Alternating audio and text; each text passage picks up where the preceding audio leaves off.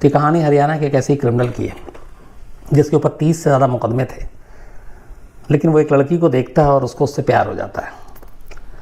और इसके बाद पूरे 150 दिन तक 150 डेज वो उस लड़की का पीछा करता है। कभी उसके सामने आने की कोशिश नहीं करता, कभी उसको तंग नहीं करता, कभी उससे बात करने की कोशिश नहीं करता, कोई ऐसा काम नहीं करता कि जिससे उस लड़की को कुछ पता चले। बस वो उसको देखता है, उसको पीछा करता है।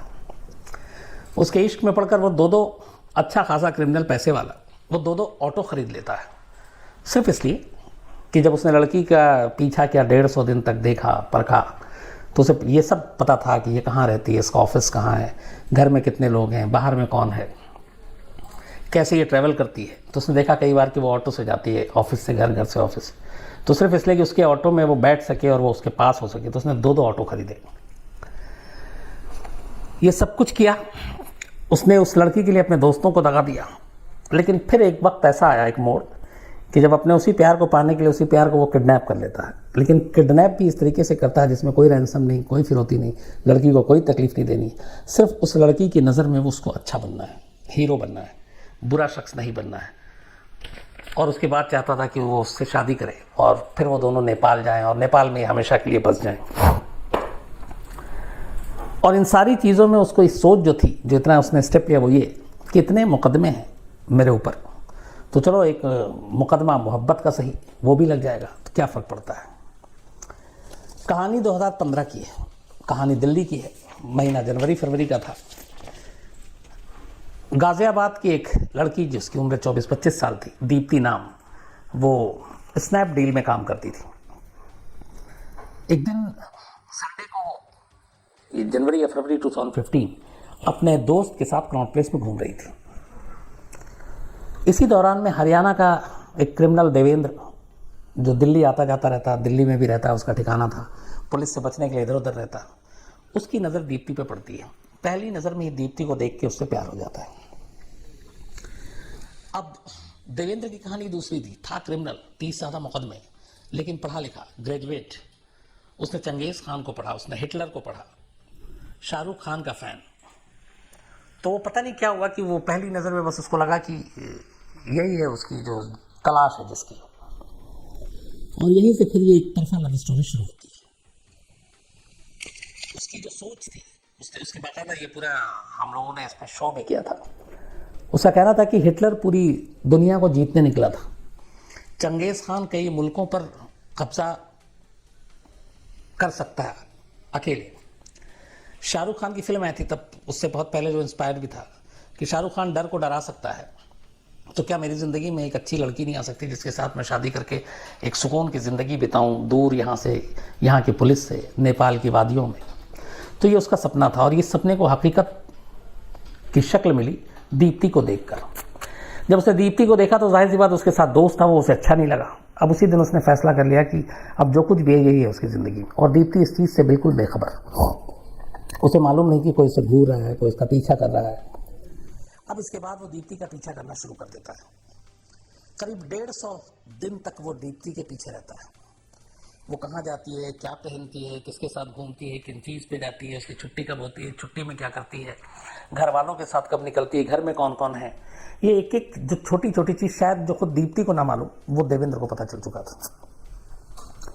घर, दफ्तर, दफ्तर के दोस्त, घर के रिश्तेदार, हर एक के बारे में उसने सब कुछ पता कर लिया था। और इसी के बाद जब ये सारी चीज़ें पता की, तो फिर देवेंद्र को ये लगा कि बस अब जो है उसको किसी भी रूप में दीप्ति को पाना है, हासिल करना है, तो वो क्या करे। तो सबसे पहले उसने दीप्ति के करीब जाने के लिए उसने 2 ऑटो खरीदे, और ये 2 ऑटो खरीदे, अपने दोस्त से झूठ बोला। उसने कहा कि ऑटो खरीदा, हम लोग एक किडनैपिंग करेंगे, उसमें हवाला का बड़ा कारोबारी है, उससे पैसे वसूलेंगे। तो दोस्त को भी इसने दगा दिया। इसके बाद 2 ऑटो खरीदा, कभी दीप्ति के घर, कभी दफ्तर के बाहर ये पहुंच जाता। वो टाइम उसे पता था, बट हफ्ते में अगर वो जाता 10 दिन, तो 10 दिन में शायद एक दिन दीप्ति उसके ऑटो पर बैठती, वो भी सुबह, ऑफिस से वापसी में नहीं, क्योंकि अक्सर दीप्ति जो है वो कोशिश करती कि इस ऑटो में जिसमें 1-2 और लड़कियां बैठी हों, तभी वो ऑटो में बैठती थी। शेयर बेसिस पे भी कई रूट पे दिल्ली गाज़ियाबाद में ऑटो चलते हैं इस तरह से। तो उसने देखा कि कई बार ये लड़कियां नहीं बैठती हैं, अकेला है तो उसमें बैठती नहीं है, कई बार बैठ जाती है, दिन में तो खुश होता है, सिर्फ ये कि दीप्ति को बैठाने के लिए इसने कही अपनी एक दो दोस्त को भी किया और उसने कहा कि तुम इतने बजे वक्त पे आ जाया करो दीप्ति के ऑफिस का टाइम जब खत्म हो, और तुम ऑटो में बैठ जाया करो ताकि तुमको देखकर दीप्ति भी इस ऑटो में बैठ जाए। ऐसा भी उसने किया। और वो बैठी दीप्ति जब देखी कि एक और लड़की बैठी हुई है। लेकिन ये चलता रहा। उसके बाद अब लगा कि ये सब कुछ बहुत हो गया, अब वो उसके बिना रह नहीं सकता, तो अब क्या करे। अब अभी तक एक चीज़ उसने नहीं की थी। इन पूरे 150 दिनों में सुबह शाम वो दीप्ति का पीछा करता, उसके हर चीज़ पे नज़र रखता, पर दीप्ति से कभी उसने बात नहीं की और न ही उसे उस तरीके से देखा कि दीप्ति को कुछ अटपटा लगे या शक हो।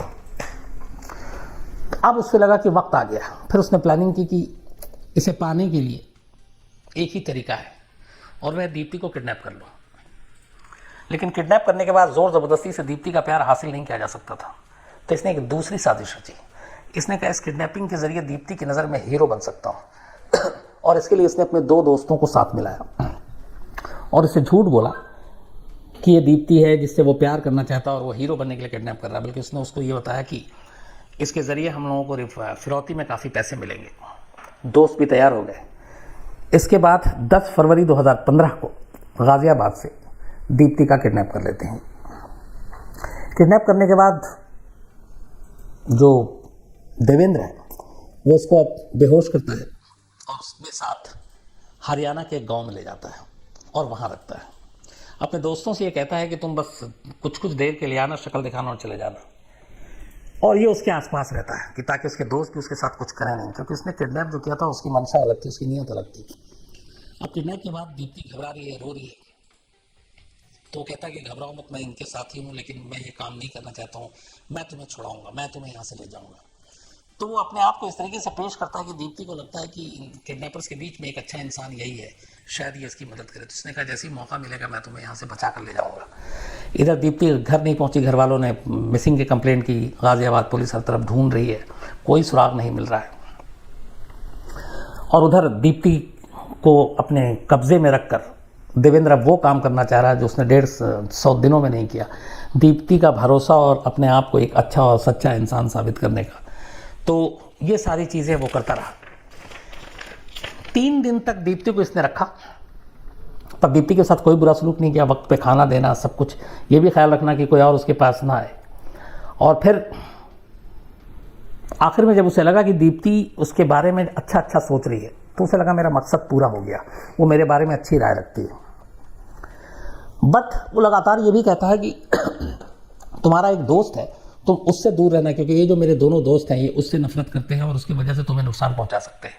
ये उस दोस्त का जिक्र कर रहा था जिस दोस्त के साथ इसने पहली बार कनॉट प्लेस में दीप्ति को देखा था और जहां से ये प्यार का सिलसिला, एक तरफा प्यार का सिलसिला शुरू हुआ था।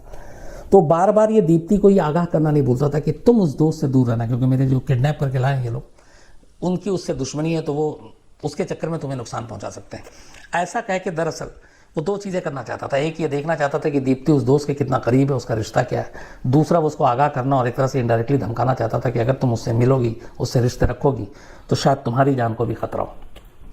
तो ये बार बार कहता था।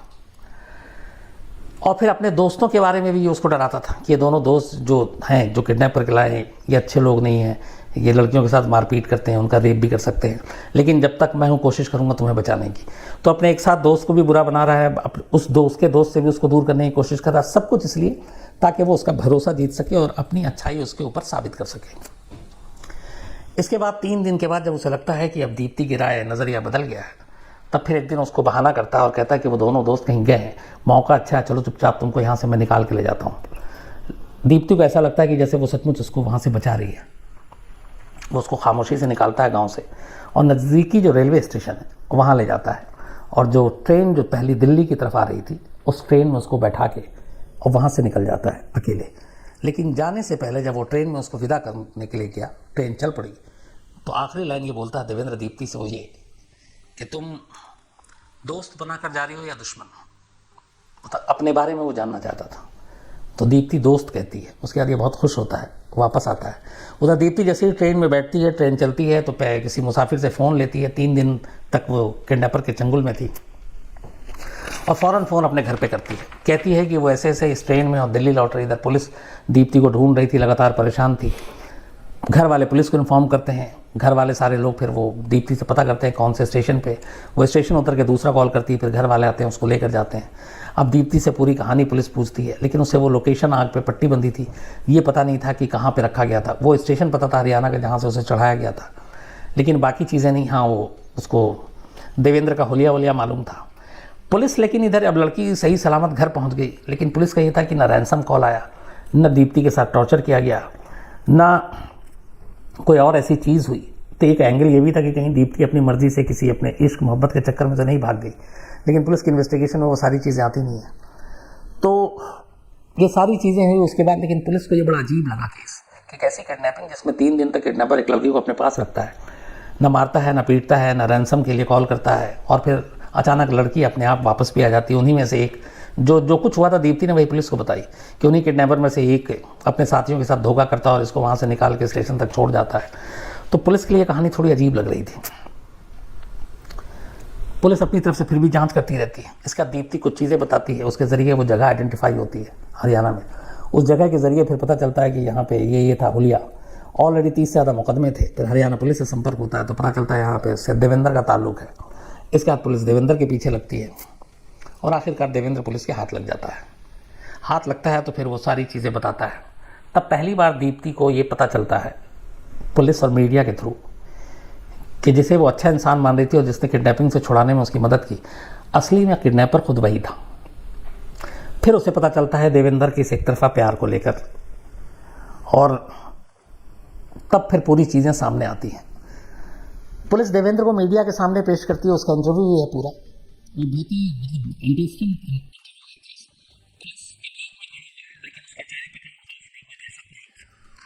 पुलिस वालों ने भी उसके साथ कोई बुरा सलूक भी नहीं किया कि जब वो पूरी कहानी सुनी तो लगा कि ये अजीब तरह का ही क्रिमिनल है। उसने अपनी कहानी बताई कि जब वो 7वीं क्लास में था तब डर फिल्म रिलीज़ हुई थी और उसने उसको 10 बार देखी, और उसी वक्त उसे एक ख्याल आया था कि ऐसी ही कोई एक खूबसूरत लड़की जैसे उसने जूही चावला को देखा था, तो उसने कल्पना की थी और वो मिले और उसकी ज़िंदगी में उससे शादी करें। और कहीं ना कहीं दीप्ति को थोड़ा उसने रिजम्बल किया और उस फिल्म से, उस जूही चावला से, और फिर उसे लगा कि क्राइम क्रिमिनल की दुनिया बहुत हो गई। एक और भी चीज़ थी जो पुलिस के सामने उसने कहा और पुलिस वालों ने भी कहा, वो ये कि उसने कहा कि अगर दीप्ति मुझे मिल जाती है, शादी कर लेती, तो मैं हिंदुस्तान छोड़ता, नेपाल जाता, क्राइम और की दुनिया भी छोड़ देता और मैं जुर्म की दुनिया से दूर होता, एक शराफत की ज़िंदगी जीता, एक पारिवारिक ज़िंदगी जीता। लेकिन ऐसा हुआ नहीं, दीप्ति के सामने भी सच आ गया। तो फिर उससे पूछा गया कि अब क्या, क्योंकि एक तरफ इस तरह का कोई सनकी जो एक लड़की को इस तरह से फॉलो करे, पीछा करे, उससे बात भी ना करे, उसको नुकसान भी ना पहुंचाए, लेकिन इस हद तक मोहब्बत भी करे, तो जाहिर सी बात है दीप्ति का, उसके घर वालों का डरना लाजमी था। तो पुलिस वालों ने भी उसे फिर ब्रेन वॉश किया, समझाया। तो लास्ट में फिर उसने कहा, ये इंटरव्यू के दौरान भी माना और पुलिस कस्टडी में ही उसने जो बात की वो बोला कि अब वो रिहा हो गई है, अब वो आज़ाद हो गई है, जाहिर सी बात है मुझे नहीं मिलेगी, तो वो अपने जैसे भी चाहे अपनी ज़िंदगी जी सकती है। मेरी जो है बस शायद कहानी में मेरा किरदार यहीं तक था। उसके बाद पुलिस उसको खैर किडनैपिंग के इल्ज़ाम में जेल भेज देती है। और जो लास्ट खबर थी उसमें ये थी कि शायद साल भर पहले वो ज़मानत पे बाहर किसी वजह से